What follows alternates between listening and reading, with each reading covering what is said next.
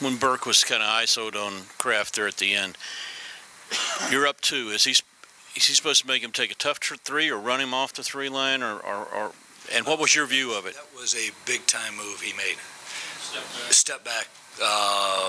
He got a heck of a look at it. That was a big time move on his part, and I felt like he was going to go for the 3. And the one thing we told our guys going in, Trey was shooting like over 60% from the 2. And we told he's going to make a couple threes, 39%. That's fine, and he's so effective when he gets inside the defense of finding open teammates as well. I'm just curious. You always talk about team wins. It seemed like guys really kind of played their roles. Deshaun scored. Even Lenzel didn't have a great offensive game, but he gets 10 rebounds and hits the 2 free throws. How do you view what you saw from a team standpoint in this? Unequivocally, this was a team win, and we have to win that way. I mean, there's, we can make no bones about it. We can't take, guys can't take possessions off defensively. Guys can't take, not be tuned in. And we'll be able to pull a lot out of this game and hopefully be a better team next Saturday than we were today. But that's the goal of continuously trying to get better. Thad, going back, no undefeated teams mid-January. How much more as years go by, I guess, do you have an appreciation for what Indiana was able to do going 32-0? Well, I lived it a couple years ago when we got to 24-0. And it's mind-boggling when you think about it because, I think we talked about this the other day in here. When you're undefeated, you're the only team in the country undefeated.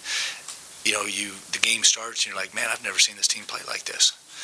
And the environments that you go into and that sort of thing. Our fans today were as good as I've ever seen them. And but it is challenging. But I think that speaks to the parity across the board in college basketball in terms of just how difficult it is day in, day out. And like I said, I'd love to be all excited and jacked up. We're halfway through our season. Back to those baskets by Rav and Deshaun had another one right next to the basket. You're going to see more zone this season, obviously. When you're not shooting the ball that well from outside against the zone, are those the types of looks that you have to get more of and maybe be patient enough to get more of those types of looks? Yes, yeah. I'm trying to give you a line, but I think that's the thing of finding the patience, getting the ball where we want it.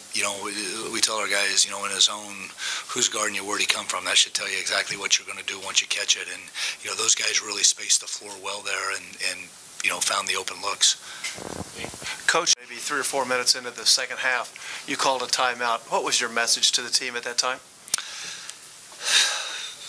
Let me paraphrase. Let's go. Let's get our heads. Let's get our heads where they need to be, where we can see things, and just saying we wanted to play at a certain level. We wanted to play with a certain intensity, and we had kind of lost that a little bit. Just to clarify, you said you looked for body language. You look in people's. What did you see when you looked at Aaron before the game? Did you see? Very stoic. Would probably be the best word. Sometimes in the starting lineup, he's always the last one announced, and we may joke around or smile or something. There was none of that today. He couldn't wait for his name to get called, type of deal. Coach, you held them without a second chance opportunity for the last 10.5 minutes of that game. Can you talk just a little bit about how much you guys stress rebounding, getting after on the boards, and keeping a team like Michigan who has a lot of length to get second shots? Yeah, that was one of the pillars we had talked about going in the game is transition, easy baskets, and then offensive rebound putbacks were things that we felt like you couldn't give them those, and we didn't do anything out of the ordinary in terms of drills or whatever it was. But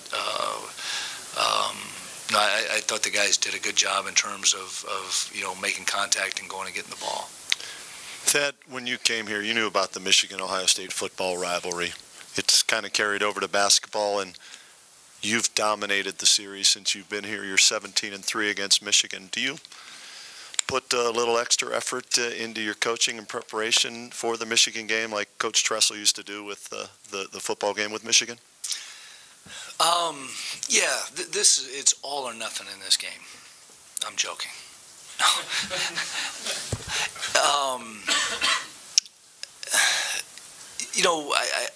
You don't have to. In terms of the rivalry, in terms that helps you out in that regard. Guys going to class or whatever, I'm sure that the other students are saying, hey, Michigan this week and all that stuff. So from our perspective, we've never really had to bring that up in those terms, if you will. And like I said, if it was the last game of the year, we'd probably have a clock counting down, year round and we only played them one time and that sort of thing. But, we got to go back. We got to play them again. There's a chance we could play them in the Big Ten tournament. But, the fact that you're at 17-3, I don't know how, but I'm not going to, give it back. That's for sure. I like the fact of where we are. But, like I said, the people make this, they do the motivating for you in that term. For today, with this win over a ranked team for the first time this year, how important was it for some guys who were complementary players the last couple of years that are changing roles now to get a win like this, to build their confidence and maybe feel better in their roles? It's big because, honestly, you have a team that wins 31 games last year. You got freshmen that are part of a third straight Big Ten championship last year, and their roles weren't as vital as they are right now. And I say that from the standpoint of, Sam Thompson being a starter now, Amir Williams being a starter. It is a little bit new to them, where last year they could kind of get the flow of it. And, and I consider Shannon Scott a starter. I mean, the level he's playing at right now, he is a starter. But, it's good to see those guys make the plays they made, and hopefully they remember how they did them and do them again. Okay. Thanks. Thank you, guys.